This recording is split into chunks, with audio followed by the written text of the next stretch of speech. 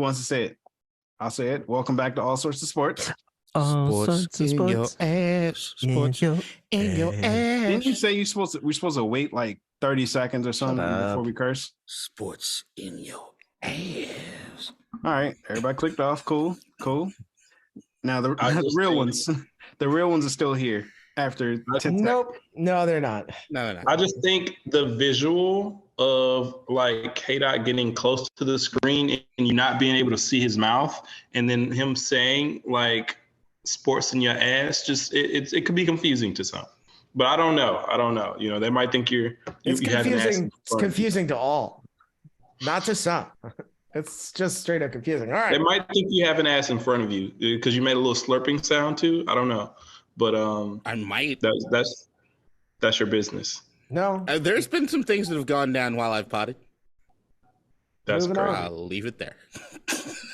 That's crazy. That's disgusting. I wouldn't say that, but that's crazy. You're the moderator. Move us on then. You stuttering, muttering prick you.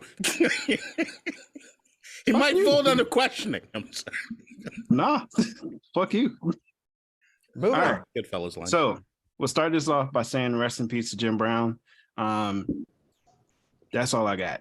I'm not even gonna, because every time like somebody passes away, like it becomes a war zone. So just gonna keep it There's going to be a simple. war zone beyond We're a Sports Podcast, and if there's a Mount Rushmore football, he's on it. Rest in peace, Yeah. Jim Brown. If they're never mind, I'm not gonna say it. Fuck off. Don't do it. See, he wants to play in the war zone. I know. He was good in She Hate Me. I like that movie. He was I just want to say football to act. Jim Brown lived a very interesting life in terms of his politics. That's all. Well, Yeah, Good good thing I never looked at Bill it. Cosby-ish in his politics and what he did in real life. Okay. Well, Just saying. I'll learn about that more later. I mean, he was a hell of a football player. I'll say this. I just didn't feel it sad because the same way I felt about Cicely Tyson, like he got to 87. I feel like once you get to like 80 plus, you probably lived I'm not gonna say a good life, but you lived a long life. Like you know what I'm saying? Like you lived a while. Like, hey, you did what God put you here to do. I'm assuming, and Yeah. it's time for you to go home. So Outside of that, I don't there's know. more joy, more we don't joy. even know if he was in pain. It's a celebration of life compared to, oh my Yeah. God, we missed out on this, that, and the other, right? Yes. We don't know if he was in pain at this point in time too. Like, you know, Right. like, somebody's in pain. You're like, all right, Right. like, But You can 87, he's Like, great, and he got game, bunch of other movies, and but we'll say like we'll celebrate certain aspects of his life here, not all of them, Just a couple. certain yeah. aspects. Great football player. Very specific ones. Very specific all right. parts. Spend His a lot highlight of reel is time- still the shit. spend a lot of time on this right now. So we're gonna move on. to- Warzone. Speaking of war zones, Philly's a war zone right now. God damn it. It's more like Is that a war- Hiroshima, like after the bomb, though. Is it a war zone? Is it a war zone? There's a Cause, lot like, of casualties. I feel like It's, there's that's what I'm saying though. The war's not going on anymore. yeah, It's this been is destroyed. post-war. This is the crying Hiroshima. part. It's Yeah. over. Crying. Well, I mean, Babies You know what it don't is? have Have parents. you guys seen the trailer for Oppenheimer? yeah. At the very end of the trailer for Oppenheimer, Robert Downey Jr., who's playing, I forget who he's playing, but he says, well, what do we do now? What does Truman do now? It's like, well, motherfucker, you know what happens when the bomb drops? That's what we happen now. Everything that happened in Philadelphia has been completely predicted by half the fucking podcast before the fucking season started. It's not a surprise that it fucking happened. It maybe makes me feel like a complete fucking dumbass for continuing to be on this goddamn train for knowing exactly what happened. I'm the guy who books the train ticket to Hiroshima or Nagasaki after I know the fucking bomb's on the goddamn way. That's what it is, all right? And that it hurts. It hurts to know that everything happened the way history said it would fucking happen. And now the heads are gonna roll because, look, beyond this season, Doc Rivers already has his shit, right? And he's gone now. And he has his record. I know Ryan said it last time we did the in-person pod, whatever his record is in closeout games. Hey, it's gotten worse. Oh yeah, I did. One more loss. Yeah, well, two more, two more as far as closeout games, right? Motherfucker. But I think the big thing is that this playoffs, if you're looking at NBA storylines, right, is that like going into this playoff or this season to me was like, does Jokic take the next step? Does Tatum become a superstar? The thing that happens also this season is Joel no longer gets a pass. I think that everybody has been in some sort of realm of looking at Embiid and being like, he's had bad luck when it comes to injuries, or maybe the team isn't this way around him, or maybe the coach needs to do this, that, and the other. It's now, look, bro, so on you too. And it's not like you had some great fucking games, or like PJ Tucker called you out after game, 4, where it was like, hey, we haven't seen Embiid, like you're taking time off, like we need to see you dominate and paint. And I haven't seen it. Me and Keem talked about waiting for that Embiid game where he takes over. I didn't see it not once in this playoffs. You're not getting a pass anymore, bruh. Like that's what it comes. You're a likable dude. I would have loved to see you on Uncut Gems. It would have been great. But now you're not, it's just not working anymore. Something's got to happen. I'll be honest, piggybacking off of your point, because of that, it's like we kind of know what to expect from Harden. He's up and down the playoffs and stuff like that. He is usually not in shape, so he can't go for long playoff runs. The same thing happens. The same thing is true for Embiid. But the thing was, we got the 2 Harden games that we talked about. You got the 2 from Harden. Big time. You needed 2 from Embiid. All you needed was 2 from Embiid. He gave you maybe 1.5, and it was fine. But like, he didn't give you 2. You needed 2 games, and one of the ones came when Harden had his. So they kind of canceled each other out. And you needed the 2 from Embiid, and you would have and should have beaten the Celtics, but they didn't. He's not the youngest because Tatum is younger, but he's not as old as Harden. He's still in his prime. Because he had so much time off early in his career. It's not like he's been banged up in a lot of, well, not banged up. It's not like he's been in a lot of postseason trips, like where he's just, he hasn't been to the conference finals and the finals every year. And so I just feel like I'm with you. I agree. But also I'll add to that. And that being, it's over for Harden. It's over. He's done. That's it. And what I mean by it's over, no more superstar. No more. Maybe he's an all-star. Maybe he can still do some regular season stuff. Maybe. But in terms of, in my opinion, league-wide value of you, it's dropped immensely. Because right now, for me, I think, for example, I'll give you an example. If he were to be on the Lakers, I think they bring him off the bench. Yeah. I think they bring him off the bench. No, right now? Yeah. Yeah, but I mean, what does that mean that you can't start over D'Angelo Russell?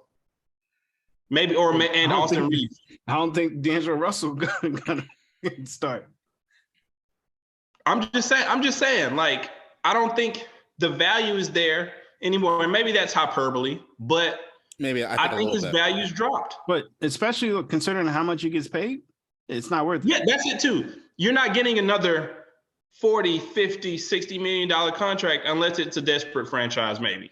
But you're not getting that from a winning franchise. The furthest I go on the Harden thing is that the Ben Simmons trade doesn't look as lopsided as it used to. Like that's the only thing I'll say. Like to me is waiting for a new chapter of Harden to make it past a certain point in the playoffs. That's over. There's no expectation for that. There's no room of hope for that. There's no one that should ever. And yes, Ryan, James, you guys were ahead to the fucking party. I'll give you that. You were ahead of me when it came to that. I still had an opportunity of like, all right, Harden in the right situation, if he feels motivated, maybe he could turn the corner. Fuck you. Maybe he could turn the corner. Even though but I'm not banking on that anymore.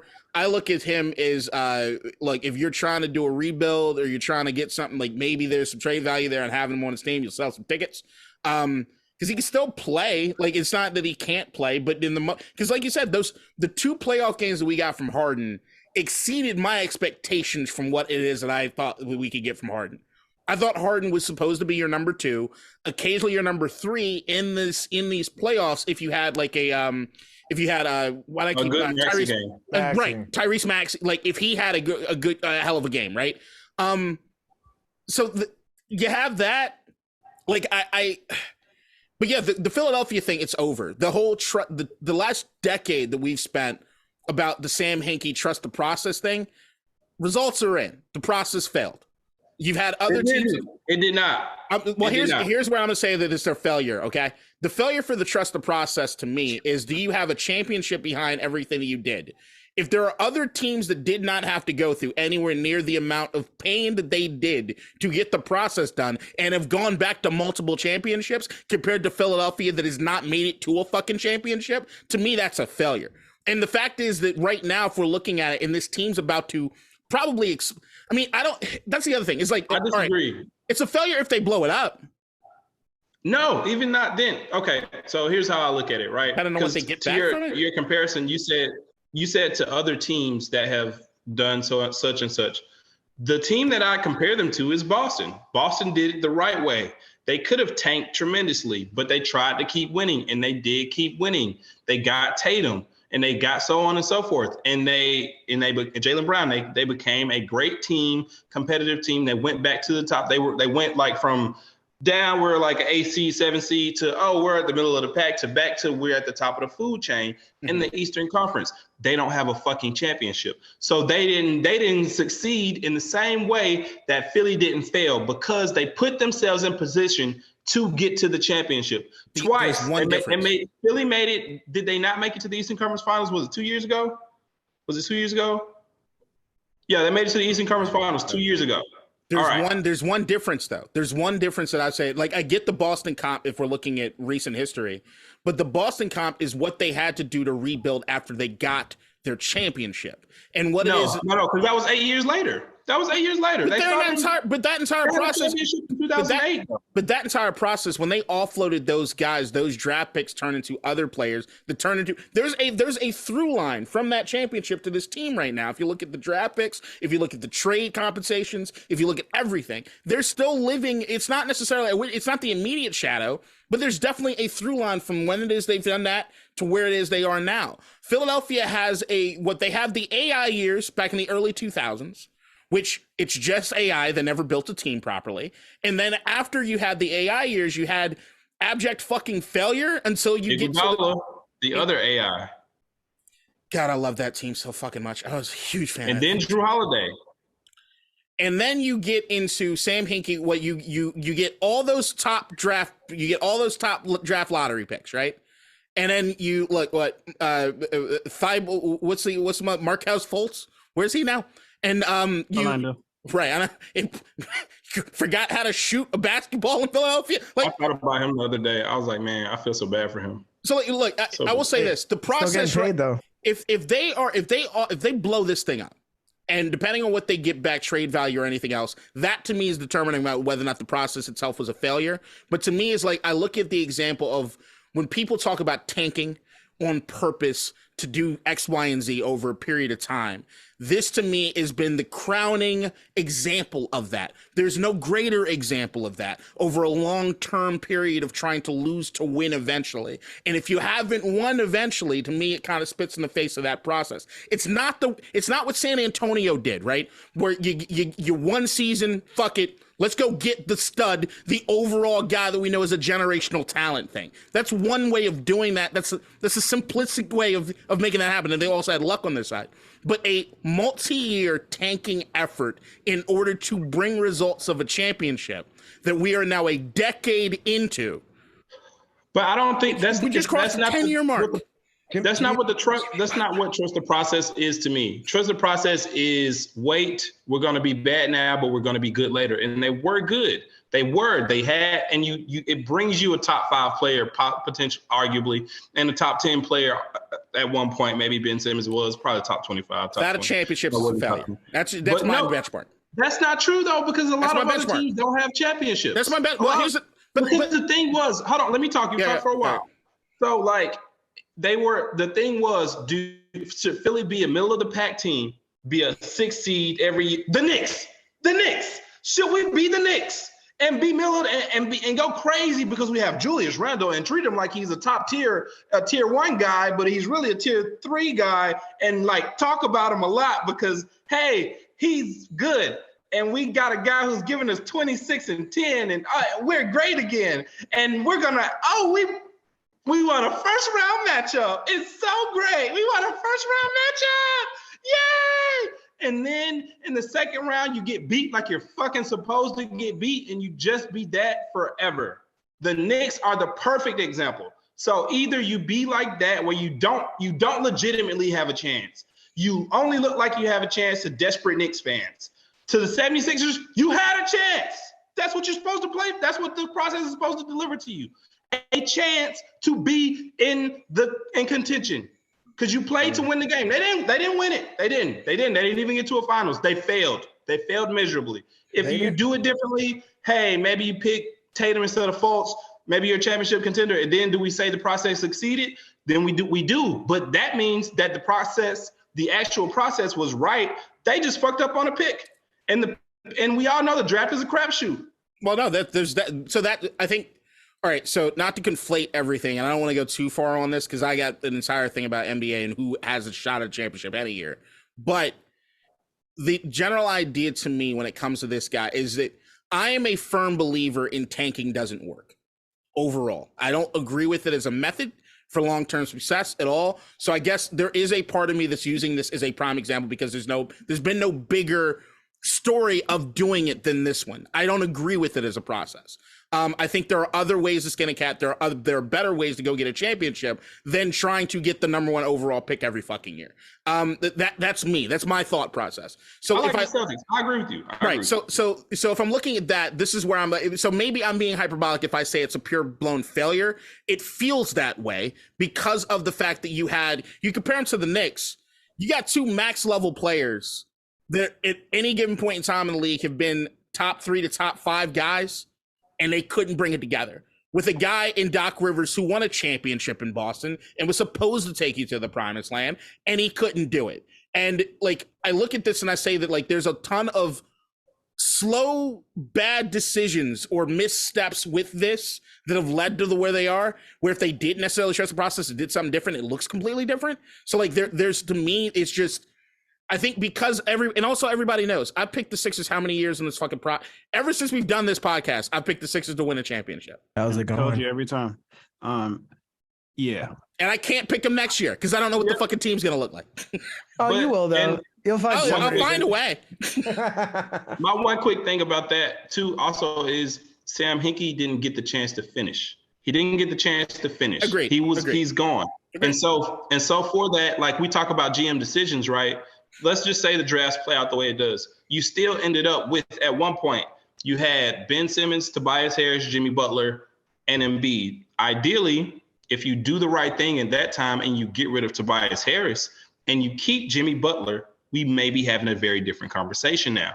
Because the problem with Embiid is he doesn't get in shape, in long postseason shape in the offseason. And so he breaks down. And maybe you get enough from playoff Jimmy, who's fucking Kobe Bryant.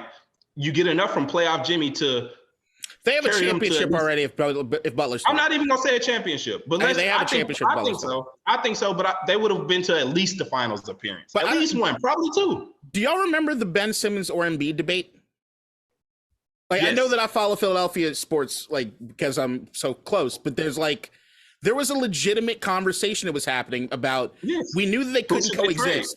Who should they trade? And there were times where it did look like the right choice was trade Embiid. It did look like that sometimes. I can understand the argument completely because, I mean, we're still looking at the same thing. The idea was you trade Embiid because he's never going to be healthy enough to win you a championship. And I was on that team. I was on that team. I was on that side of it. Right. I was on that side of the argument, trade Embiid. It's still true. So, like, there's a lot of what hurts probably more than anything else is the squandered opportunity. It fucking sucks.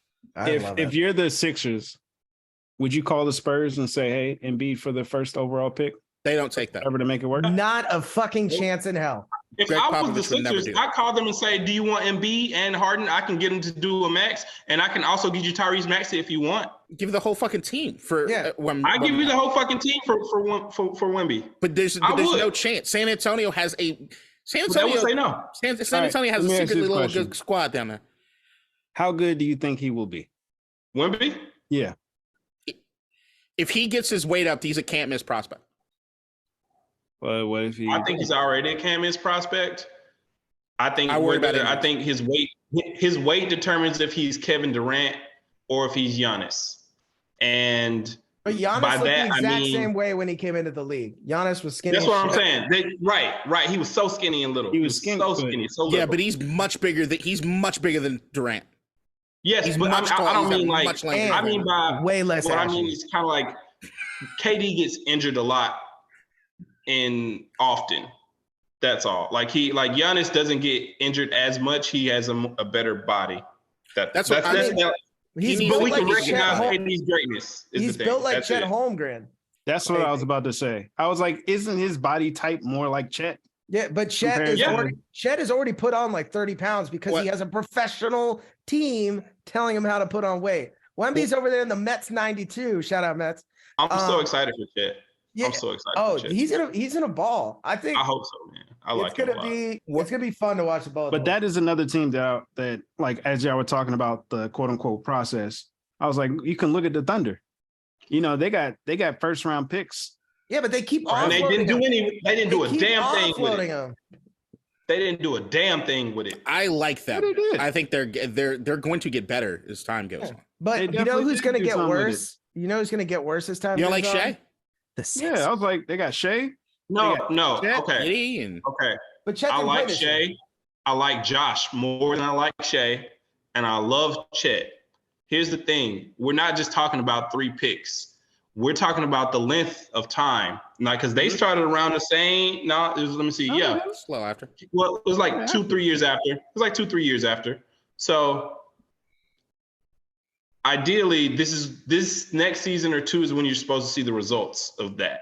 Hey, maybe Shea was balling all year long, and they were this close. Well, there's no other franchise that you can look at a squandered opportunity anywhere close to Philadelphia that you can look at Oklahoma City. They might outdo them in a ton of ways. If you look at the guys that they had at the same time there. They didn't have Embiid, so I'm still giving it to the Sixers. They had Russell Westbrook playing like he did back then. Are you fucking kidding me?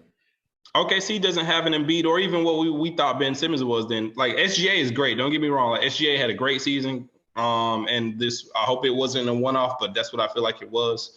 And Josh Giddey looks really good. Chet looks good, and I think Chet could be the great prospect. I think Chet could be the great prospect. Jalen Williams was. But they don't. We got to see it. Which Jalen Williams? Yeah, they got 2. They got 2 Jalen Williamses. One with a YLI. One was supposed to be like in the running for like rookie of the year at some point.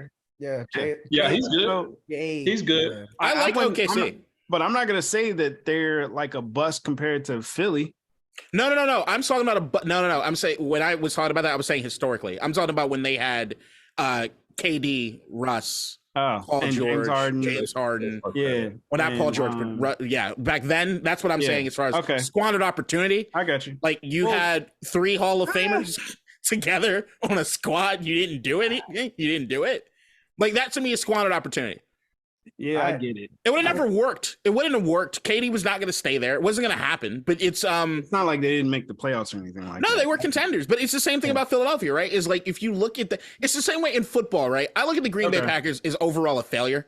If you have 30 years of uninterrupted Hall of Fame quarterback play, and you have the same number of Super Bowls as Eli Manning, you kind of failed. Like that's me. Like there's degrees of failure. It's all relative. Like Washington failure compared to Green Bay failure, that's night and day. But like if I'm looking, you had 30 years of uninterrupted Hall of Fame quarterback play. No one can say that they've had that. And you only have 2 Super Bowls to say that you from it. Wow. To me, that feels rough. They had some room too. Agree with that thought process. I agree with that thought process. My only thing with that would be I would ask you a question, KDot, and the question being, let's just say, because we know Super Bowl is fucking hard to win. Let's just say that they may had more trips, right? Let's say like Aaron Rodgers went to 4 and went 1-3, and Favre went to 4 and went 1-3. I feel differently. Does that make it better? Like you had more opportunity? I feel differently. Like because also if I'm looking at the time frame, right? That would mean if Rodgers has gone to that many, guess who he's coming up against? He's coming against Tom Brady and the fucking Patriots. I feel differently. Like that means that he met him in the Super Bowl and they didn't get it done against Bill Belichick and them. All right, I get it, guys. Like, cool. One of the biggest feats in the history of the NFL with the Buffalo Bills did in the early 90s. Four straight trips to the Super Bowl is still insane. They didn't win one. So it's like crazy. It's what it is, right? So like, but when it comes to Favre, like his trip, man, come on, Balak. Like it ain't even more. It was Reggie White's. Like it's more than yours. So it's like, did we get so far with deflecting from the Sixers losing in game 7? Do you have it on camera? Me telling you that you were right and I was wrong. That you eat that and shut the fuck up. It's so tasty though. I want more. Yo. That's what she said. Yeah. All right. I just saw that the Thunder actually drafted Quickly and Sengun from the Rockets. That's crazy. They traded him for 2 first-round picks. I don't know what they got for him though, but yeah, that's still crazy. So when you were asking about Wemby, just to clarify, I'm saying Wemby's a can't-miss prospect unless, like any other human being on the planet, he gets hurt. I am legitimately concerned about his frame playing in the NBA. Because he's also lying about his height. He is taller than they're giving him classification for. And with that height... They say 7'4", 7'5". He's 7'5", 7'6" to everyone that's been talking about it. He's closer to 7'6" than anything else. He just doesn't want it. What's the biggest issue with tall people in the NBA? Feet. The foot. Yep. Yeah. Yeah, but he's already doing his little wiggly toes or whatever the fuck it is. That was so weird. It has to work. Maybe all these big guys are getting their feet hurt because they're not doing the wiggly toe exercise. Maybe. I don't know, but if it works, like people who go out, like I don't know, people who do. You can't tell me that the people that did that didn't have a foot fetish. I can tell you that there's doctors who are like, I know it looks weird, but this shit is gonna help your career. And people nobody does that unless it works. Yeah. There's something to it. Or they're powerful and have a foot fetish. No, you're just, you can see a person's feet. You're just weird. No, yeah, I mean, he's in the locker room without his feet all the time. Without his feet. You asked without his shoes. Yeah, no, his feet are actually detachable. It's like the Addams family. Well, if that's the case, I get long sustained career, bud. You just switch out his feet every game. My answer to your question, James, is I think Wemby finishes as a top 15 player of all time. Top 50? 15. Top 15.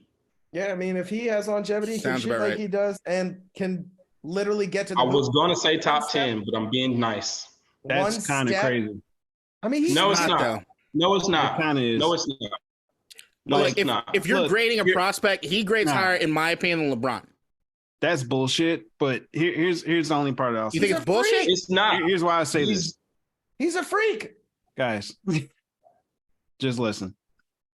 The only I don't like to put these type of expectations on people, especially you're talking about top 15. That's kind of crazy. The only person that has lived up to the hype, this much hype, was LeBron. And he became it's just a good narrative. That's this not much true. hype? It's just a good narrative. Yeah, Jordan did. Who? Jordan. AI. Was he as hype as LeBron? Kobe lived up to the hype. Kobe lived up to Was he as hyped as LeBron? Tim Duncan lived up to the Kobe hype. wasn't Were they as hyped as LeBron? That's what I'm saying. Look, I'm not saying that people didn't live up to the hype, but as much hype. No, but you weigh it. Okay. That's all I'm asking. Okay. So, but see, that's the thing. Your comparison is just that much hype. Nobody had that much hype outside of Bron. I know they want to do a revisionist history right now, but Zion was really hyped too. So I think Zion was probably the most hyped prospect since Bron before Wemby came along. Yep, absolutely. And then Zion so far hasn't lived up to the hype in terms of him being healthy. But when we see him play, we're like, that is a bad motherfucker. But he has to stay healthy. And that's the same thing. This is the same thing with Wemby. I think Wemby will stay healthy. I hope so. I really do. I think what they need to do with him is play him 30 minutes a game. He never needs to play more than that, ever. And except in the playoffs, ever. Never. And just top 15 with that. When you're playing 10 minutes, 30 minutes a game. I disagree. A lot of the injuries come because you have too much weight on your frame, not necessarily because you don't have enough. So he might get hurt because he gets body, but he's not going to get hurt just planting his feet.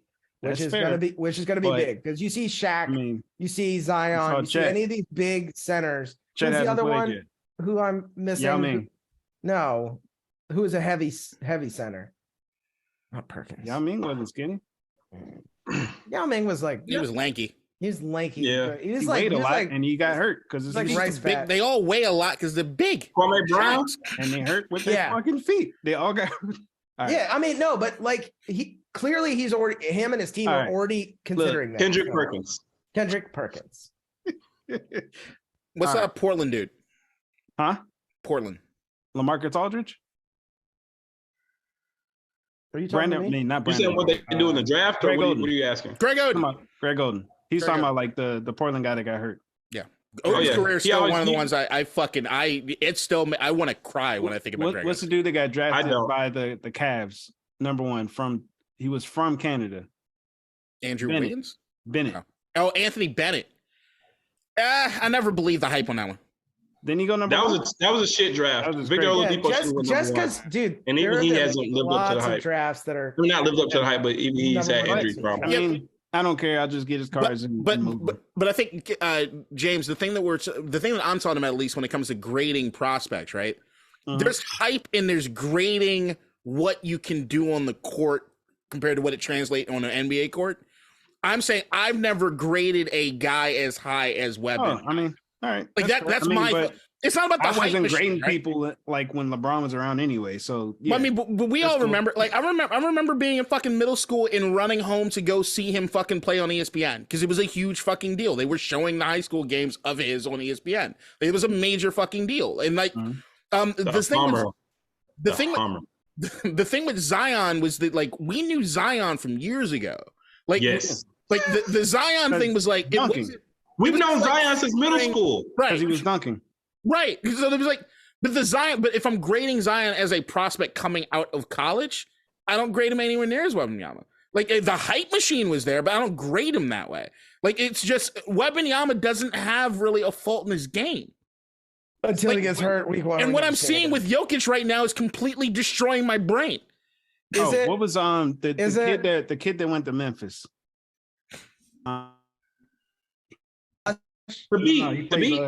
No. Like he's there now, but he's like a center, and he's Jaren like Jackson Jr.? Nope. Triple J He comes off the bench. He's like the light skinned fat dude with dreads. like on the Grizzlies now.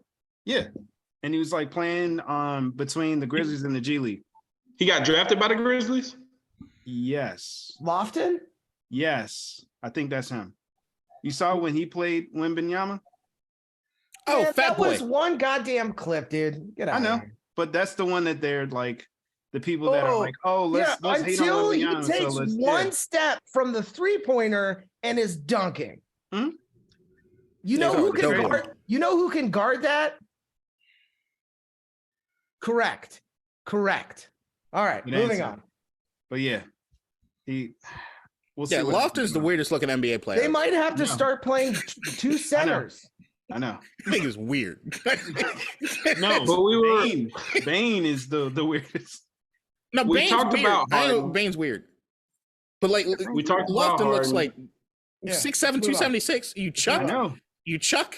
You like a bigger candy haired Chuck? We didn't give everybody who deserves blame on the 76ers blame, and that's the coach who got fired. So how are we feeling about Doc? Because he's gotten let go again. And Ryan, I think you should start just because I don't have the stats on what his record is. Oh, hold I on. won't review games. I think I have them saved in one of my bookmarks. It's whatever we said last time. Please It's hold But on. Doc got fired. And in another, he hasn't been back to the conference finals since 2012 with Really the sad. Celtics.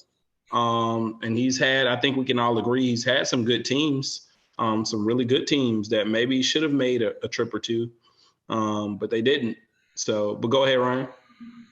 Doc Rivers was 6-9 in game sevens, but now he's 6-10.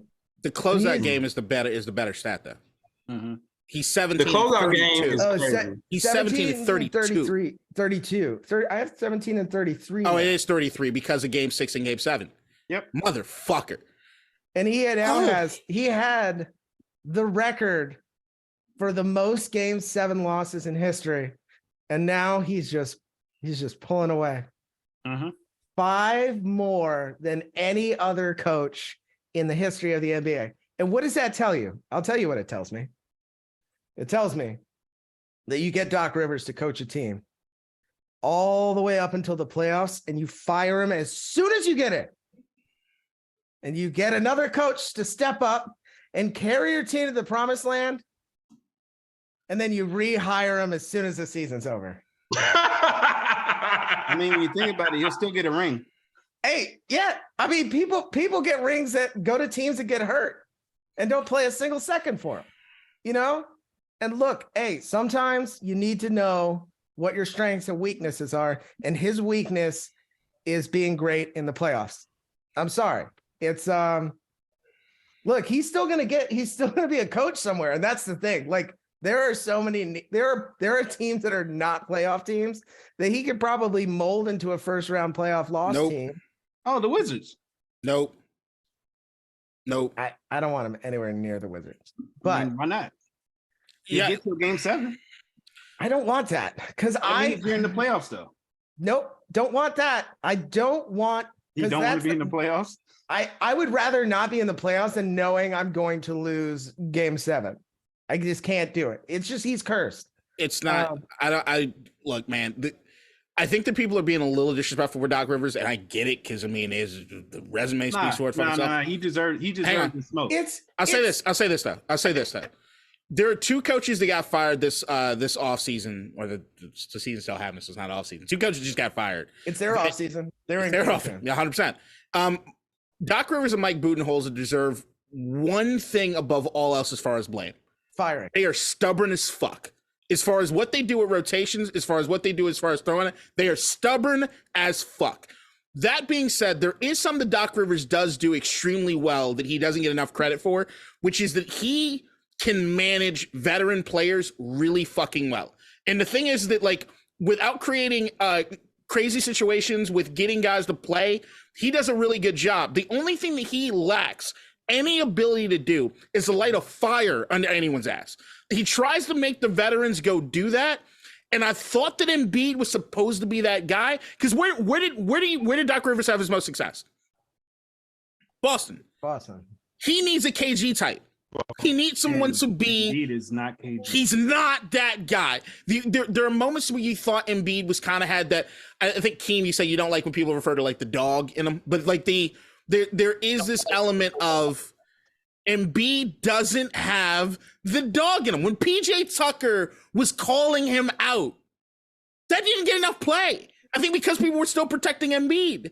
Like, that should have been something that led every fucking news story ever. Was Tucker was calling you the fuck out, bro. What are you doing with it? I blame the players more than I ever blame Doc for losing this. That being said, Doc is still a stubborn son of a bitch. And unless you got some, like, Doc would, you know where Doc would succeed? If he had a Jimmy Butler with him. That'd be fucking dope. Wait, so you're saying that Doc can't succeed on his own? Hey, where was Jimmy, like, I don't know, 3 years ago? Yeah, but Doc wasn't here. Doc wasn't there. I hear you. I do want to add this part. Jimmy with Doc, championship. Doc deserves all this damn smoke. Listen to how he talks about his past teams. Think about like what all the shit he talked about the Clippers. Like, and then he was right, and they haven't done shit. No dog. No, he said like, he's like, yeah, I mean, it's not my fault. Like, shit, Ty Lue was there with me. And then he did all that to go to Philly and do the exact same thing. Man, it's so I got a bus parked outside. What have the Clippers done since he's left though? Because there's no dog. What? Did they do better than him? I don't know. No. But they were also hurt. But yeah, like no way more than the Sixers. But no dog. They got a guy that likes to put on the dog costume and Paul George every once in a while, but he ain't a dog. PG-13? Kawhi has no dog in him. Kawhi is a tactician. Kawhi can get something done. If you want Kawhi to lead a locker room, It's a lost fucking cause. Leading the locker room and dog. That's what I'm talking. I'm talking about the motivating. I'm talking about that part of it, the KG part of it. I can get guys and light a fire under the locker room. You will follow me in the battle, guys. Giannis, let's follow me in the fucking battle, guys. There is none of that on that. I thought Embiid was that guy. With the trash talk that Embiid was given to like Ben Simmons, with the trash talk that Embiid was given, Embiid is the guy I'm blaming more than anyone else for this fucking situation. He has to eat it. That being said, I get it. The record for Doc Rivers, inexcusable. If you're not the dude that can light a fire, then you should become that guy. And I give him blame for that. I said, is it partly because they are? You got to believe them. Is it partly because Embiid forever? Is it partly because Embiid went 5 for 18, 0 for 4 from 3 for 15 points and 8 boards in a closeout game? Embiid does not get off the hook. Remember when I said the difference between Embiid and Jokic is Jokic never throws up a dud. And then Embiid immediately went out and did say that. And then Jokic outboarded and outscored him in game 1 in the first quarter. Yeah. That's the difference. I hate Jokic so fucking much. Jokic is like you ever see those big, fat, like older pit bulls that are like clearly like a little bit overfed and like, but they'll still walk with you every day and they're just like right behind you. You can walk for 5 miles. They're still gonna walk with you. That's Jokic. Doesn't stop. He gets the ball, he lays it in, and before you can get it in, he's halfway down the court. Just Jokic plays basketball like he's playing in the swimming pool. Yeah, I mean, he never stops moving. It is insane. His movements are weird. Dude. All right. Speaking of weird movements, what do you think about the reports that Harden's going back to Houston? Man, them strip clubs need money. They're struggling right now. No, they're not. In comparison. All right. Like if Harden goes to Houston, it's over. The Keem's prediction is correct. Then it's done. You are there to sell some tickets occasionally. Nobody's expecting to win anything with you. I'd like to maybe see him go one other place, maybe one to top off to try to be something before it's completely over. But if he goes to Houston, it's an acknowledgement that it's strip club time. You're getting fat Harden until he's out of the league. Where does he fit in? Well, it doesn't matter. You think about like all of the like. You're breaking up a bit. Internet time. I was like, you think about like all the old veterans back in the day that would go quote unquote ring chasing. I feel like he might as well just do that now. But to where? No one's doing that with Golden him. State. Yeah, but you can't ring chase if you're Harden. There you go. That just fucking contract, that like the fact that you have to kind of upend what you're doing on the team. Out, right? Huh? I think he can opt out. Yeah, but he's not gonna. You think he's gonna want to take a pay cut to ring chase? What is giving you the impression of Harden that he will do that? Want a fucking ring? He doesn't care. He cares about a strip club. Does not care. If he does, and he that wants a motherfucker's going to Houston. That's what you got to do. And if he wants a ring, that's what he's going to do. Ass. It's titties, ass, and money. Ass and titties. All right. So tax-free titties. Bitches. I would say make it rain in Houston, but based on their like recent past, I'm gonna stay off that one. All right, we're gonna move on. Actually, I could get really nerdy about that because there's an entire reason why. All right, give me 1 second, guys. This is hilarious. Are you here, bud? What's up? There we go. And calling in on the fleshlight line, it's Keem. Hey, Keem, can we send you like Mauricio. $12.99 a month so that you can get some like better than DSL? I'm gonna get a new MacBook and then it'll be fine. But I saw a nice refurbished MacBook for like $468 from like 2017, and I'm gonna get that. Yeah, I'm on. Oh, okay, yeah, because I'm on a 2017 Mac and it works all right. So you're saying it's not your internet because you can everything gaming is all right, streaming on your phone's all right. Yeah. It's just all that's fine. Yes, because when I had the other MacBook here, it was fine when we potted, and once I got that, it was fine. But this fucking Chromebook is not built for. Oh, Chromebook. You know what Chromebooks are built for? Nothing. Nothing. Like they really tried to do something. It's like the Pixel phone. Like anytime I get that green bubble, I'm like, fuck out of here with that. We're not friends. Well, that's the reason, if I'm not mistaken, we had you switch. You were doing the pod on your iPhone at one point because the Chromebook wasn't working properly. That's right. Yeah. And I back with. Yep. There we go. All All right. What were you on to? We were going to Ja Morant, but now we're going to Chromebooks. All right, the Chromebook. Finished about the Chromebooks? No, yeah, I'm done. It's a funny bit. You got to improv sometimes. If something comes, you got to play with it. Did it? Ooh, that sounded gay as shit. It's all right. All right. So usually, if it comes, Morant, you stop playing with it. Speaking of stop playing with shit, Ja Morant should stop playing with guns. Yo, look. All right, I'm gonna have a different take. Ryan ISO with his Fox News take. Go buy your guns, ladies and gents. Ryan's here. If he were white, would they be sick? Yeah, they showed like Chris Kaman. Like if he was a member of the NRA. I'm sure. Like I'm sure he Chris is. Kaman had a bunch of stuff. I just look.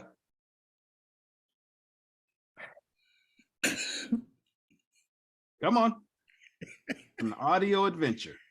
It's just I can understand the team suspending him, right? I can understand the team getting upset. He has some sort of agreement with them, no guns. As far as Adam Silver suspending him, however, it seems inappropriate to me.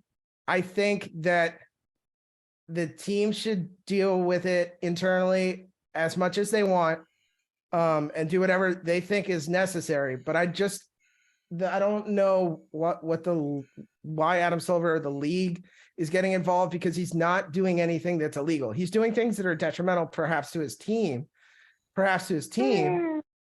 But otherwise, what is it illegal for him to possess a firearm? Is he a felon? Is he otherwise not? Do you have to break a law to be suspended in the NBA? No, but let me add something from the CBA. Okay. So the NBA CBA says that players can own or possess guns, but they have to report them to the team at the start of each season and can't have them at league-related facilities. Okay. In the car, in the driveway. Gilbert Arenas' Gervardis Crittenden rule. Hey, Crittenden just got out of prison. So he wasn't at a league facility. Nope. He was in parking. He was in the driveway. He's in a driveway. I'm just listening to young boy flashing guns in the driveway. Man, kids these days, you know what I'm saying? It's just it's tough for me because I get that the NBA has some sort of image they need to uphold, I guess. Apparently they forgot about like everything 10 years ago and before. But I feel like people are making a bigger deal of it than it needs to be. Just let the kid ball and be a kid. He hasn't hurt anybody. Except that kid in that basketball court. Also, he's countersuing that kid saying, you're lying because you're trying to get money out of me, which people do all the time. Look, I guess I'm defending Ja Morant. I would if I was, I'm also in my mid 30s. When I was in my early 20s, I was doing dumb shit all the time. How many times you wave a gun around while listening to gangster rap? Honestly, you want that answer? No, I do actually. No, we don't. But tons of times. Are you out of your fucking mind? Ryan, was someone threatening to take away 200+ million? No, but here's the point. In my old age, I'm like, yeah, if my job was like stop doing something, I'd stop because I'm old and I'm a pussy. But I get that doesn't matter. What, that I'm old and I'm a pussy? Like I'm with you up until that part of it. I'm with you up until we get to if somebody was telling me to stop. Right, and I would. 23, I would stop. not stopping. It doesn't matter if it's illegal or not. It does not matter. They can suspend them for conduct detrimental to the team, but it's really conduct detrimental to the league's image. Right. That's all that matters. Fucking employer. Listen, I think that I should be able to leave work whenever the fuck I want to leave work, as long as I've been productive that day. They don't agree. So, in order to maintain employment with my employer, I stay the fuck at work. Oh no, but that's what I started by saying. I'm okay with his team handing down whatever suspension they want, because to me, his contracts with them, he is letting them down, right? I just need, because Adam Silver was talking like he was about to lay the hammer down at the draft, and I was like, why? Yeah, because why? If it's up for the Grizzlies, what happens? Ja Morant goes for 36 hours to a facility in Florida, which makes it all fucking better. The Grizzlies aren't even capable of doing anything about this, and they've shown time and time fucking again that they're not capable of handling anything. They're all immature sons of bitches in that Grizzlies organization. Somebody needs to take control of it. Regardless, look, Bomani Jones said it, and the shit was hilarious. The same things that get you suspended by the NBA can get you elected in America, which is fucking hilarious. It's great. Dude, Memphis will elect him to Congress. We can have a fundamental conversation about what's going on in today's society in America behind gun culture, this, that, and the other, if we want to have that debate. But the bottom line for me is this. Someone's offering you're in the realm of making $200 million potentially, right? And you're told just don't do shit with guns, and you can't follow that direction. My thing at this point is something's fucking wrong with Ja Morant. This gives me Aaron Hernandez vibes. I'm not saying he's a killer. I'm just saying something fucking wrong with you. And the fact is, even in the video, you see as soon as dude pulls out the gun, what does his friend do? Fucking hides the camera immediately. Ja Morant is the bad influence around his friends. That is becoming more and more fucking clear. It ain't the other guys, it's this motherfucker. Something's wrong with you. Yeah, he needs therapy. And if he wants to wave guns around, cool. Do it outside the fucking NBA. You wave the guns all you fucking want to. You ain't making $200 million. There's a choice. Everyone has fucking choices to make. You sacrifice certain aspects of things you want to do. It's $200 million. What wouldn't you do for $200 million? I can go upstairs and smack my mom in the face right the fuck now for $200 million. I ain't waving no goddamn guns around. How hard is that, motherfucker? How hard is that? I mean, doesn't he already has a pretty Stay nice off chicken the change. weed. It's not that hard. It's not. You can't go to Magic City and eat wings no more. You can't go to strip club no more. Nigga, stop waving guns on camera. What are we talking about? That's the thing, because it's not the issue that he owns a gun or anything. I don't think anybody's pissed about that. It's and this is the young nigga shit of it. It's the stupidity of, let me listen to NBA YoungBoy and I'm gonna show you I got a gun too. Like, for what? For what? I know, bro. He's got what security are we talking too. about here? Why? What purpose does it serve? Like, bro. And like, look at the area he was in. Look at he was in the driveway. Are you saying it's affluent? He's in the suburbs in the driveway. And then, but he's also in places he shouldn't be. It's like, you got 200+ million. What the fuck are you doing? No one's telling him to do any of that. I'm not even saying you can go hang out of the hood if you fucking want to. Stop waving a gun on camera. The bar is down here. The bar is in hell.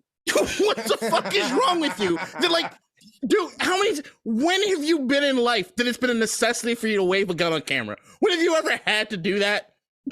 I mean, I guess I should ask some Raiders players. But beyond that, who the fuck else needs to be doing that shit? The Wizards players as well. Bro, the fact Jay's face right now. I'm like, all right, yeah, you're not coming to Vegas with me no more. Hey, once again, the CBA rule is because of my Wizards, okay? We invented this shit. Okay? Yeah, so why don't you bring up the Wizards instead of me? We did. That shit was dope. He did. Talk about me. Why you gotta talk about about me. Also, Why always me? That Charleston right. White shit cracked me the fuck up. I don't know how to feel about him at any given point in time. I don't know the guy's name, but there was like they had like a gang member. I don't know, he was a crip or whatever. Oh yeah. And he. Yeah, but he was talking about John, like, because Ja be throwing up. I never knew Ja be throwing up crip because I don't be looking at him like that. But I didn't know he'd be throwing up crip like that on the court. And the dude was just like, I need to have a conversation. Like, we need to set that up. Like, set up a conversation. And I'm going to be honest. I think he needs that. I think he need a conversation from somebody who's in it to be like, yo, you are doing what we would love to be doing right now. And you are fucking it up by trying to be us, you stupid fuck. Now, if you keep playing, I'm going to come and show you, I'm going to tax your ass, and you're going to have to pay to come to city, any city. And you saw who got a pass. You are a 200, he's a 200, pass. Look, he's a $200 million NBA athlete that needs scared straight. What the fuck is happening right now? He's 23 years old. You still need scared straight. That's what I'm saying. He needs it. Yeah. He needs his ass whooped. Maybe that's it. I don't know. Shannon should have put hands on him. Scared straight. Shannon should have beat his ass. Nah, because then he's probably going Shannon will owe him first. money. He's probably going towards Dylan Brooks first, but anyway, moving on. Yeah. Put the guns away. He says. Keem, it was Brick Baby. I will say, but the last thing on a very serious note, to me, the fact that he can't get over this part of it and the fact that he's flexing this hard, this doesn't end well. This is going to end badly. Yeah. This is going to end fucking badly. Yeah. I hope it don't, but yeah, unless something changes, of course. But this is Sparta for sure. I ain't saying it like I'm not saying it like some white Fox News guy. The Negroes need to put their guns away. No, it's the fact that he can't listen to anybody is what's scaring me. First off, why is it gotta be Fox News? Because it could be CNN. They fired all my favorite Fox News guys, so you're not offending me anymore. Tucker, you upset because Tucker's gone? No, I'm glad he's on Twitter. I'm kind of glad he's on Twitter too. No, my professor from college used to go up there to debate him. Like, yeah, I know. Yeah, we talked about that. Yeah. Oh, yeah. Yeah, I mean, shout out Professor Nichols. Yeah, he's awesome. I got to go see Crossfire when I was a kid. I saw him there. He was wearing his bow tie. He got fired because he was like, "You guys are suck." Love that. That's not why he got fired, but okay. Let's go into the other games in the playoffs or the people that are still playing, right? Oh, you like Captain? So, wait, which game do y'all want to talk about first? What series do you want to talk about first? Who's still playing? Let's talk about the fucking Nikola Jokic. All right, so the first series, Lakers and Nuggets. The Lakers and Nuggets, the only thing I got to say about it right now, and I'm going to kick it off to you guys, is the fact that they've made a lot of people a lot of money. Thank you, guys. Thank you, Lakers and Nuggets. Your series has been very profitable. Appreciate y'all. Yeah, no defense being played. Keem, you have the only team, I believe, the only team that's still left in the playoffs. No. Never mind. Yep, my bad. I see what you were doing there. No. Just no. No, he that was an earnest mistake. It should have been a great joke, but that was an earnest mistake. That was an honest mistake. My bad. Okay. So no. You go first about the Lakers. So you kick it off about the Lakers and Nuggets. I'm so happy that the Nuggets look this good and that they're running these old niggas off the court. I don't know if they can sustain this because for me the issue is that at some point I feel like because they've had the home games, now we get to see what it looks like in LA. At some point the Lakers defense is going to affect the Nuggets. And I worry about that because it's really just been the Nuggets offense that's been propelling them and saving them and helping them in these games. And in last night's game, it was Jamal Murray's performance because the Lakers were right there. They could have stole that one. They could have stole that one and kind of maybe should have. First game, they both shot like 54% from the field, both shot like 40+% from three, and the Nuggets just out offense them. But Darvin Ham, who's been really good in these playoffs and adjusting, he adjusted in the second game. He's not having because, and this is what I want to shout out Jokic for, fucking tremendous job. I thought AD could affect him. He fucking can't. He fucking can't. He can't do anything with Jokic. He can't do a goddamn thing. So they took him off of him to let him get his 50 and to neutralize everybody else. Because if you're preventing Jokic from getting the 15 assists, you might be able to win that game. Jokic might get you to 50, but if it's 50-5 as opposed to 40, 15, and 15, then you're much better off. And it's a better game plan defensively. Now, what we'll see as the Lakers have struggled offensively because they're not a good half-court offensive team, their role players haven't been as good. Bron can't fucking hit a three to save his life. He shot them out of the game. Bron looked bad last Yeah, he did. He shot him out of the game. In game 2, he definitely shot him out of the game. Oh, and you remember that one dunk? Remember that dunk? He blew a fucking windmill three. Like, I've never seen him blow a windmill like that. It was beautiful to watch for me because I'm not a Bron fan. And so with that, we're going to get a turn in terms of the Lakers role players playing better. D'Angelo Russell will shoot a little bit better at home. Austin Reeves has been great. That's who I thought James was talking about when he said these playoffs have earned people money. Like, because Austin Reeves is going to get paid. He's about to get whatever his max is.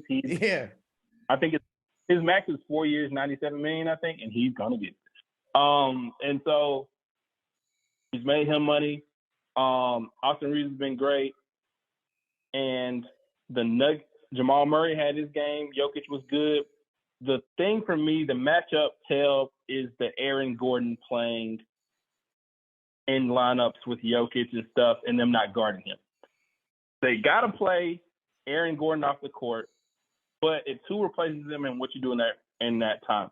Jeff Green has been kind of but at least he kind of spaces the floor. Nobody else really does, I feel like, on Denver.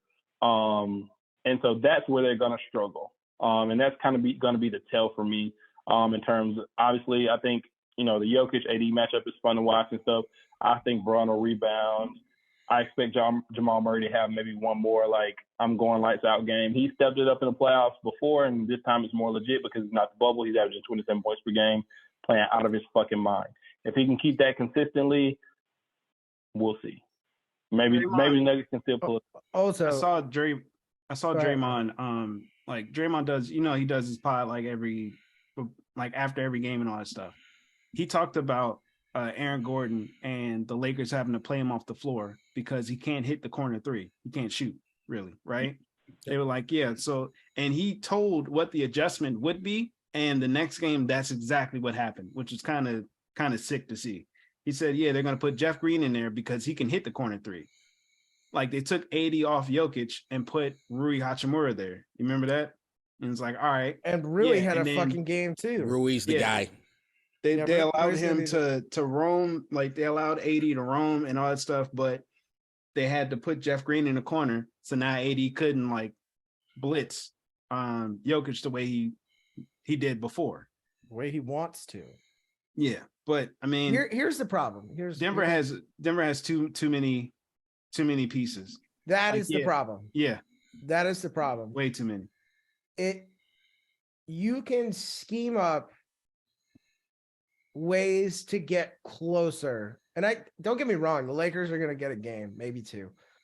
But the way that you move one thing and they're going to move their pieces too, and their pieces are just better. AD looks like a wet towel out there. He can shoot, but he can't guard Jokic. Aaron Gordon has not he's not been even a C+ player. He's defensively okay. Offensively, he hasn't hit a three averaging like 10 points, 12 points, something like that. Austin Reeves and Rui have to elevate their game for the Lakers to have a chance. Rui did it last game. Austin Reeves did it last game. It still wasn't enough. Yep. It's going to have to be a collective effort from the Lakers to even scratch out a couple wins, because the Nuggets are just running downhill on them all day. Also, I'll add quick. How many more games till AD gets hurt? My one thing is I think the Lakers have more depth than the Nuggets. That's the only place I'm concerned. Well, they need to, because LeBron. I agree. Wait, you said what? The Lakers have more depth than the Nuggets. I don't think so. I know. But here's the thing. To me is that like this series has actually been a lot closer than I thought it would be. I thought it would be like maybe more up and down in the sense of like you'd have one great game here and then the other team would have a great game here. Last night should have been a Lakers win if it wasn't for LeBron just absolutely shitting the bed. I'm a firm believer in Rui. I think I said that back when the trade happened from the Wizards. I'm a huge believer in Hachimura, at least getting his opportunities. I mean, if you look at like what he played, like 30 minutes, one turnover, 20-something points. At one point, he didn't miss a fucking shot going into the third fucking quarter. He was like 9 for 9 some shit. He was like, lights out. And then Austin Reeves showing up when he needs to show up. The thing is that like the Lakers, what they did, what Darvin Ham and them did adjusting defensively going in the next game, as Keem said, as you mentioned, we're putting Hachimura on Jokic and having AD play kind of away. The shit was working. It's like you say, is like, what are they saying? You can't stop him. You can only hope to contain him. It's just containing the assists. And the thing is that like the only thing with the Lakers, because LeBron couldn't get anything going and he was trying to shoot himself out of it, and it just compounded and made it so much worse. The 3-point shot differential is what completely changed the game. If you have Michael Porter and fucking and what's his goddamn name, the Jamal Murray hitting fucking threes and going on a streak, the Lakers can't extend that far if they're gonna fucking do that. So like, but I just think the Lakers overall, like I thought they played much harder in this game too than I even expected. And the thing that was actually surprising to me was how tired the Nuggets looked too. I thought the Lakers would look absolutely gassed in game 2, which was true. They were, but the Nuggets also looked gassed as fuck in that fourth quarter. If you're comparing the two, in AD, it's like AD does not have to beat Jokic. It's not that sort of game. But AD needs to play with a purpose, and as long as he's playing with a purpose, I think they'll have a shot. They don't have a shot to win the series now, but I think they do have a shot of winning a couple games in here. I'd love to see this go to 7, just because I think it's been entertaining as shit. But most likely this will get wrapped up by game 6. I think they got a shot to win the series because they could have stole game 2 and then it's 1-1 tie. But again, it's the ifs, not it's what actually happens and not the ifs. But my thing is just they kind of, like you said, like Bron and AD had shit games offensively. Like they couldn't get shit going and they just were lucky enough to be around defense. My thing with that is I just think like. Well, at some point, does the Nuggets kind of even out offensively? I don't know if they do, because this is the question I was going to ask y'all, because this is the thing that's been, killing them for me. Is obviously the Nuggets transition offense is amazing. They're going crazy. Obviously you got Jokic passing. They're kind of young and they're just running up and down the court. And the Lakers are a little bit old. Well, they're not even necessarily technically older. It's Bron who's old. But do you feel like that? Because of Bron's age and AD's light skinness and, wear and tear on his body and stuff like that, do you think the Nuggets transition offense, the way they play, that they're kind of getting them tired and compounded with the fact that the Lakers expounded a lot of energy in that Warriors series, AD and Bron playing 43 minutes a game, stuff like that? Do y'all think that's a real thing, or is it just, are the Nuggets just better? The Nuggets are better, but yeah, it's a war of attrition every NBA playoff, and them and the looking at LeBron. LeBron looked old as fuck last night. Sorry, and he was tired. And he was tired as shit. And yeah, you get to this point in the playoffs. It's always a war of attrition, right? It's who's healthier. You look at how many minutes you've played. It starts to affect everybody. then it does affect everybody. And LeBron looked old. I don't. If I had to put money down, do I think I see an exact LeBron game like that again? Probably not. But it's because I think that he won't compound the mistakes next time. But yeah, look for a 15 assist game from LeBron. The Lakers That's what I'm saying. To win a game in Denver. Yes, they're not going to do it. I don't know about that. It's the elevation. I think. Look, this next game, whoever wins it, fine. Like I think they'll split in LA, and then come back to Denver, and they'll finish it off. I think a lot of the issue defensively, to your point, Keem, is one, a little bit of attrition, and two, they just look lackadaisical. Like they're surprised that the Nuggets are back so fast on offense, running through that big European, the doughy European. He doesn't stop. Once the ball's in the basket, he's at half court. Like he's the tortoise. He's the tortoise.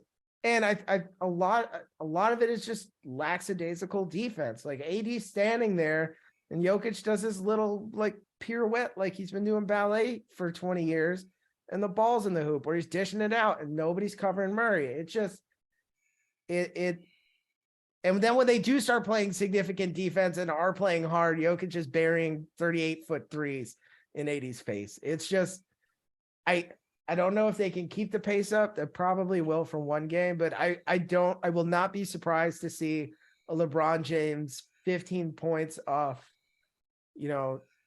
6 shots, 7 shots, and then 15 assists next game, just so he can kind of, not take a game off, but impact the game in a way where he's not also hurting his team by shooting them out of the game. If his shot's not there and he's tired, he's gonna make some other decisions, but he's gonna need his cast players to have the same game they did last time, or this past game with Reeves and Rui, and AD putting up 30. It's gonna have to happen for them to have a chance, and I don't see it. I could see AD having a great game. I could see it happening for one game. I could see everything clicking once, but I can also see none of it happening. I think I had him in 5, so I also kind of going. I think both of those game 1 and game 2 were close. Yeah, and they're going to be close, because what the Nuggets do is they blow leads in the beginning of the fourth. It's going to be the same. We talk about LeBron. We're going to be like, oh, the Nuggets won, but the Lakers were close. And why? We talk about LeBron's age, but I mean, you're looking at a Nuggets team that they haven't made it to a fucking finals being healthy the entire time. I'm waiting for something to fucking happen to them. And if one of those dudes does not have a great night, if Murray's not bringing it the entire time, if he has a fucking off night, or if Porter's not draining it from fucking 3. And they do what they're doing defensively against Jokic, they win that game. They were already having an off night until the 4th. That's what I'm saying. And so like the 3-point shot, it's why I fucking hate Steph Curry, because the 3-point shot differential has changed everything, right? If you drain fucking 4 in a row, it's fucking over, and everybody's just jacking up goddamn threes, so playing the fucking paint. Just changes games like that. You get a 20-point swing in the third quarter, you're like, God damn it. Yeah. Anybody got? I only have good things to say about Steph Curry. So yeah, same here. I'm trying to sign the shorts. One other thing, I don't give a fuck. Jokic has arrived. I said this 2 weeks ago. Jokic is here. He's here. The whole thing about whether or not he's fucking here, and I hate it. I don't like seeing a doughy white man doing what he's doing on the court. It's not going to change. I don't fucking like it. I don't like it. You hated Steph Curry for shooting threes. I don't like Luka either. Luka feels racist. Jokic doesn't feel racist. Jokic I don't like it. It doesn't like, it's the same thing we were talking about. We were in the in-person pod, right? That fucking spin move, that fucking slow motion. I have my own gravitational pull. Just throw up the goddamn ball and it works, and it's an optical illusion. Who do you like? Jimmy Butler, Joel Embiid. Not right now, but Joel Embiid usually. So Bradley Beal, no. Rui Hachimura, love him. You like the doughy black guy, not the doughy love white Dame guy? Lillard. That seems racist. What? And Dame Lillard shoots threes. Okay. Dame does it in a disrespectful blacktop way. God. Come on, Dame look like he's in Rucker Park. No, stop. I don't think Steph plays at Rucker Park. I don't get that energy from him. No, because he doesn't want them to build Section 8 housing around him, and that's how you make it play at Rucker Park. Anyway, and so for the other series, I hope Steph not like Brett Favre and try to sue us. But I respect the shit out of Jokic. I just don't like it. It's breaking my brain. What don't you like? I don't like seeing this slow white man dominate. It's just weird to me. It's racist. But I'm just telling you my honest feelings. I'm telling you my honest feelings. I'm not saying they're right. I'm not defending them. Big men that you loved. Like, I know. I love big guys playing, right? I don't like seeing him do it. It's racist. I'm a racist. I don't give what do you want from me? All right. Hey, I just want you to figure your shit out. All right. That's all. All right. Let's move on. We're the game's already on. You're killing. All right. So Heat and Celtics. I'm surprised that the Heat won game one. Oh, are we? But that could be because maybe the Celtics didn't take him as seriously as they should have. But it also could be because Jimmy is Jimmy. Timothy Butler. Who's not taking Jimmy seriously? No. I think it was because the Celtics are coming off of Game 7, which they expounded a lot of energy, and they kind of gave their all to win the Game 7, and they're going to beat the Heat's ass in Game 2, and then, we'll see what the series looks like once it's 0-0 again. Yeah, we'll see. Game 2's already started, and by the time you guys see this, it'll be over. Oh yeah, Heat coming out firing. The Heat are who I thought they were. Is that right? Yeah. Yep. Yeah. They are going up against an incredibly defensive team. And Tatum is going to have to be a superstar in order for them to win, because the Heat have a superstar and there's nothing you can do to stop him. There's nothing you can do. There's nothing you can say. There's nobody you can put on him to stop him. He's going to get 20, 25 points. You're going to have to score over 100 first, and try and contain Jimmy to have any chance to win the series. Series will be close, but the Heat are just that good. And Spo's the best coach, I think. Maybe second best, but to me, the best coach in the league. So it's gonna be tough. He's definitely the best coach left. I got no X's or O's. Fuck Boston. Miami's winning this goddamn thing. Yeah, we agree on something. Look at that. Black and white together. Yeah. UNITY. 20 minutes later, KDot's like, shit, I shouldn't have agreed with Ryan. I have so many bets tonight. We all do. Was it yesterday? I had 43. I think tonight is in the 50s. Whew. All right. So final thoughts, guys, so we can get to this game. Who wants to go first? Succession. 2 episodes left. Great episode last week. Another amazing episode coming.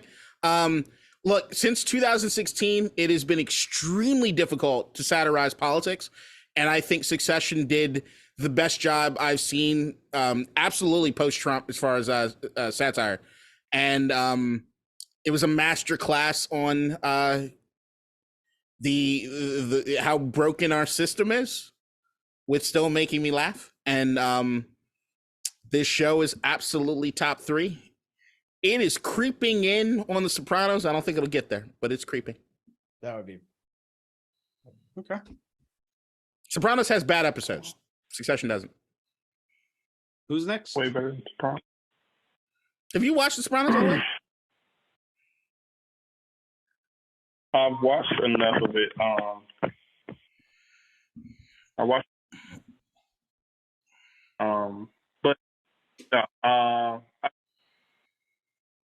Somehow you're breaking up on the phone now. Do they also shut down your cellular service at 8:30? What? Come again. Fuck you. Can you hear me now? Yeah. Good. Remember when that piece of shit switched from Verizon to AT&T like a backstabbing bastard? I'll never forgive that motherfucker. Continue. Scorsese's back.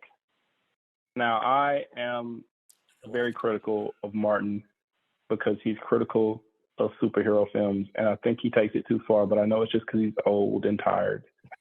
And however, I just want to say, and he had some overrated movies, a couple like 2 or 3 or 4 maybe like overrated movies, but it's fine. But I say that to say, the trailer for his newest film, which is coming out, I believe in October, November, something like that. Killers of the Flower Moon, starring Leo DiCaprio. It just looks great. It just looks fucking great. It looks fucking badass, and I'm excited. It's going to be 3 hours and 20 minutes, and he says he wants people to go to the theaters to see it. I think you guys should go. I won't be there, but I think I gotta pee. I gotta pee before 3 hours and 20 minutes, and that's what gets me. I'm not going. I'm not going. Be but there opening I night. might. I'm happy for him because it looks good, and Yo, hey, here's what they need to do is start screening in like 6-person theaters, like build like a 10-person theater. That's the future of theaters. I will pay whatever it is to rent out the theater, like a golf bay, and we can fucking pause it, and I can go take a leak, like give them a 4-hour block for a 3-hour movie, and we can pause, get drinks, get some food, right? And then everybody and then come back and start it again. Because I don't pause movies. What do you do? Fucking pee in a catheter? I don't need to pee. I watch the fucking movie and pee afterwards. Well, you do not drink enough water, then, my friend. I drink a lot of fucking water, but I do. Maybe you're that dehydrated. I hold it until I have to leave the theater. I've only had to get up like twice in my life in a movie theater to go pee. I will hold it right now. Just letting you know, and I'm holding it because I just think it takes you out of the movie. It just takes you out of the movie. Sometimes you need to decompress. If it was a shit movie, like I could get up and take a piss break during Fast and Furious. I'd be happy with that. I can do it during everything, anywhere, all at once. Anyway, moving on. Stupid son of a bitch. Also, which one of you fucking assholes dropped that Bo is afraid thing in the chat? Fuck you, whoever it was. Okay, move on. Yeah. The Mets are back, baby. That's all I got. Are we done? Yeah, we done. Everybody get the final fucking thought? All right. Yep. Bo's afraid is the shit. Fuck anyone that thinks anything less. Yeah, and or still sucks. Motherfucker. fuck you. Bye. You non-TV watching son of a bitch. You can say bye all you fucking want. I still got the fucking mic, you piece of shit. You ain't host. Fuck you, white man. All right. I'm done. Y'all enjoy basketball tonight. I'll see you guys later. Hopefully we all win the parlays. I love y'all. Bye-bye, guys. Bye.